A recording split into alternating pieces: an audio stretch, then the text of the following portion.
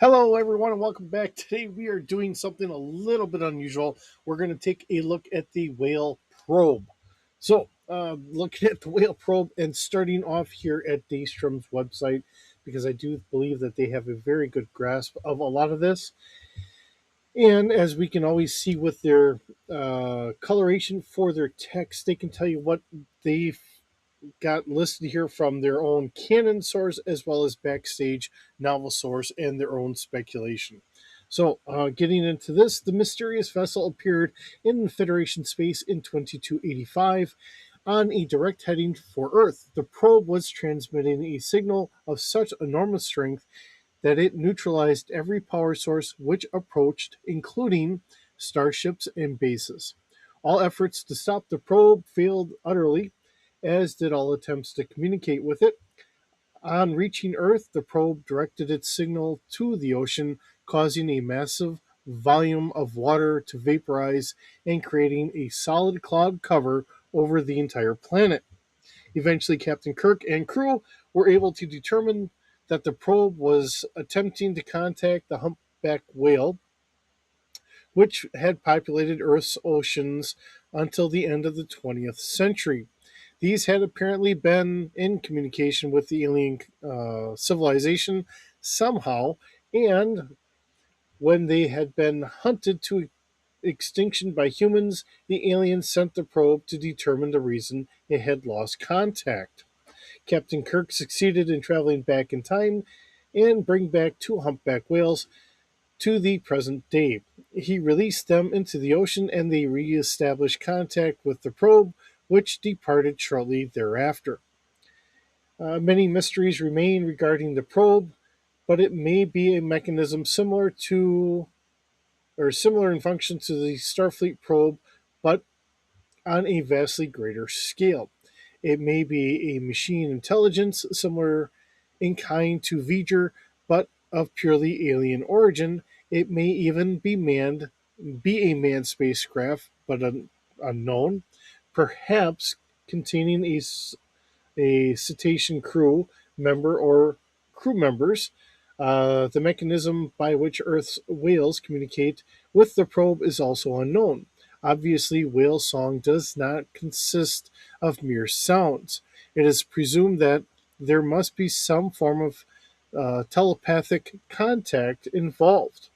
Once the probe had established contact successfully, it had then left Earth and rapidly exited Federation space for an unknown destination. It has never returned.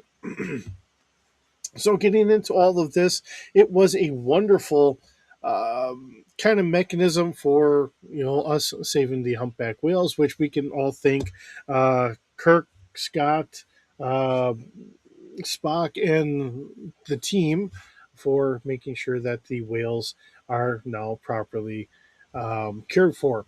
Now, what we know about this, this is all from the Prime timeline. It has an unknown affiliation. The only thing that we know of it for calling it is just the whale probe, and it is a form of long range probe. Now, we do not know if there are any actual beams on board or not, seeing that it is un, unable to be scanned and properly kind of reasoned with there. The length does have it as 73,500 meters. So that comes out to being about 73 kilometers long. Has a beam of 16 kilometers wide and a height of 12 kilometers tall.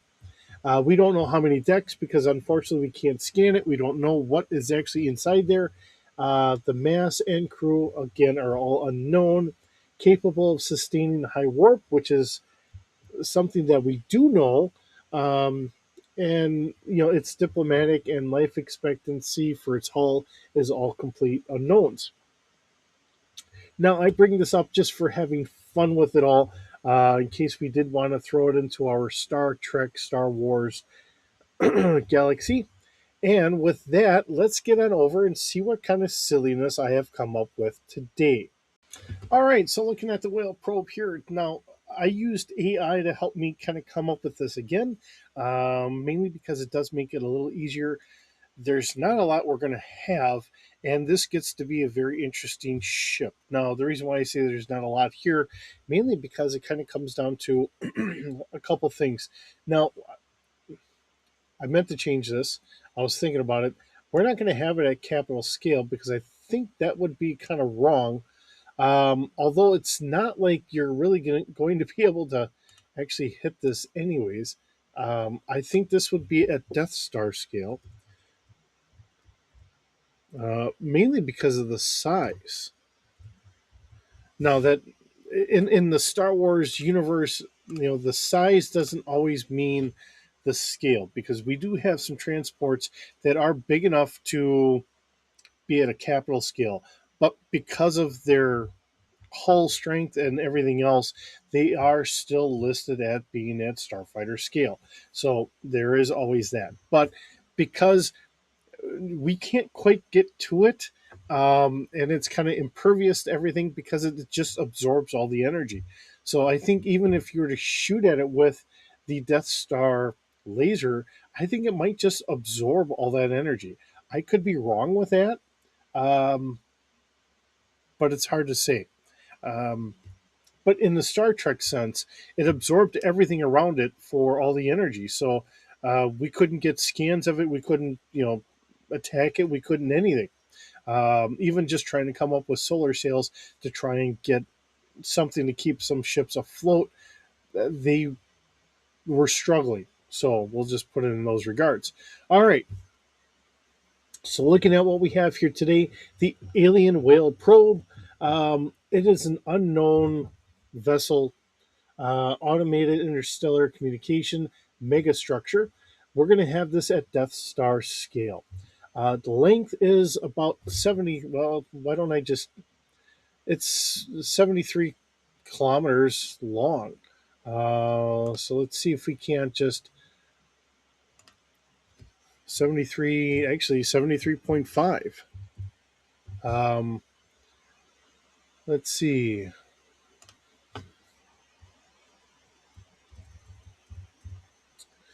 Having fun with it all here. A diameter roughly 8 kilometers. Um, Actually, for what we had, whoops, I did have one thing I didn't put down here, but anyways, let's see here. Trying to get everything all done correctly, and I'm kind of fumbling here a little bit. Um, Not really say correctly, just how things are working working out here just are not uh, working out exactly how I wanted them. But anyways, so we do have the length of 73.5 kilometers in length, diameter say roughly 8 kilometers. That's fine. All right. Now piloting ancient probe automated, crew of zero. It's automated. This is all guesswork here. Some of the things that the AI has come up with is kind of funny in the sense, and because this is just going to be a thrown out there what if ship. I don't know if anyone's ever going to use any of these. It's just having fun with it all.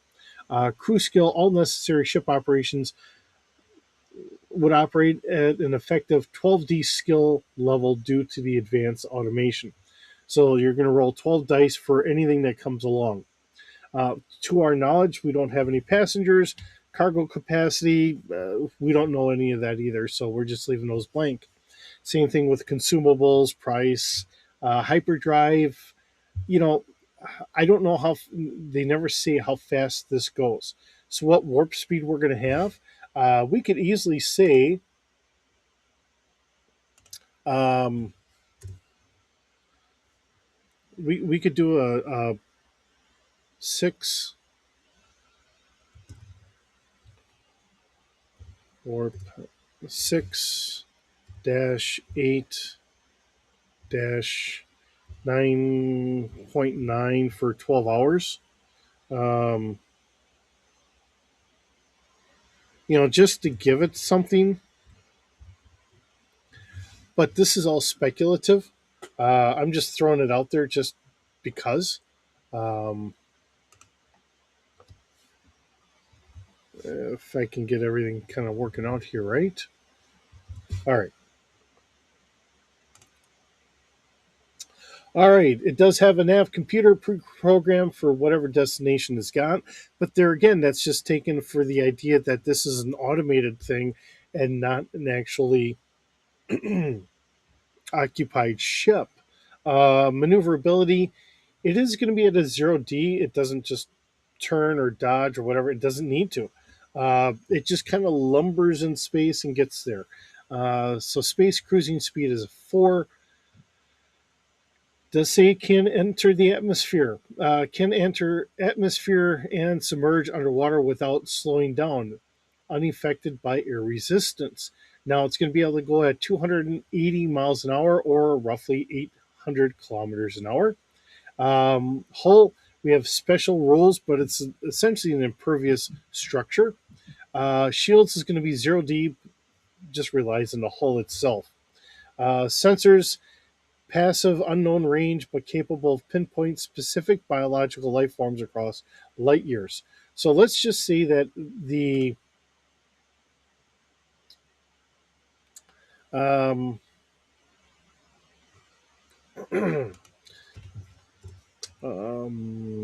all range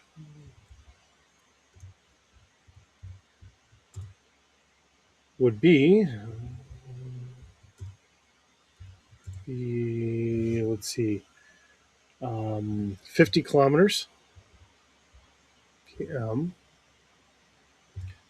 at 12D skill. Oops, I forgot the D. All right. Mainly because it can tell what's all going on there, and that actually puts us a lot farther out than a lot of our standard sensors really go out. As we're looking at Star Wars and Star Trek and all that, I mean, Star Trek, we list them out a little bit farther than what we do Star Wars. Um, and I'm going to throw this out here, and I think this works out very much in the same regards of BattleTech. We wanted a closer range to keep things a little bit up close and personal. Doesn't mean it wouldn't have been out there far like that. It's just one of those things, just throwing a farther number than what we're typically used to having. Okay. Let's see, weapon wise, we don't have any actual known weapons on board this vessel, but it does absorb all energy. So the vessel's offensive capability is a passive side effect of its transmission signal. Um, Special system rules. So everything listed that the AI has helped me come up with. The probe is defined not by its hull dice or turbo lasers, but its unique special abilities that disrupt the standard Star Wars D6 mechanisms. One, it has an impervious structure hull.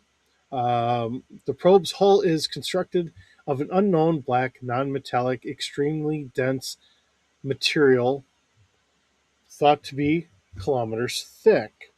Rule: the probe is immune to all damage from starfighter and standard capital scale weapons. Turbo lasers, proton torpedoes, and concussion missiles splash harmlessly against its surface. It does not roll to resist damage. The attacks simply fail. The throw it out here in this regard, because even impulse engines, which would be more of a rocket type thruster, you would think that they should be able to work even with something absorbing all of this. But it's able to absorb even that energy. So any photon torpedo, any proton torpedo from Star Wars, concussion missile, or anything else that we can come up with, even nuclear, biological, whatever. Um, it would just simply cease to function. It would just kind of wink out and just be done. Now we would potentially have floating mines out there in space, which is always another danger and hazard for everyone to have to deal with. All right. It is saying that we would have a GM discretion here, only weapons of massive scale, super lasers, planetary defense ion cannons, or catastrophic astrophysical phenomena flying through a star or black hole, acceleration or a accretion disk could conceivably damage it. For all standard gameplay purposes, its whole code is effectively infinite. Two, the transmission, the dampening field. The probe emits a massive field, omnidirectional transmission signal on a unique subspace psionic or subsonic frequency intended for underwater communication. This signal has a devastating side effect on standard power generation systems, both fusion and hypermatter reactors. It actively neutralizes energy output in its vicinity. This is not a targeted weapon, but it is an environmental aura around the ship. Range, the field affects everything within the same orbital sector, approximately 50 space units in tactical combat, and extends tens to thousands of kilometers when in orbit of a planet. For game effects, space combat. At the beginning of every combat round, any starship from fighter to star destroyer within range must roll their shield dice against a probe signal strength of 10D. Anything caught in that would then be shut down and just set adrift. The mechanic, treat this as a massive, uh, pervasive ionization damage. If the probe rolls higher, the difference between the roll and the applied ionization damage to the target's ship hull. Cumulative effect, if a ship's total accumulated ionization damage exceeds its whole dice code, the reactor scrams. Um, Immediately, the ship goes completely dead. No engines, no weapons, no life support, only emergency battery lighting. The ship remains dead until the probe leaves the area or shuts down the signal. So that could be very scary. You could potentially die in this if you're in a small fighter. Game effect planetary. When in orbit, the transmission wreaks havoc on a planetary scale. The power grid failure, planetary energy shields, and city power grids will fail completely within 1 d hours of the probe achieving orbit. Atmospheric vaporization.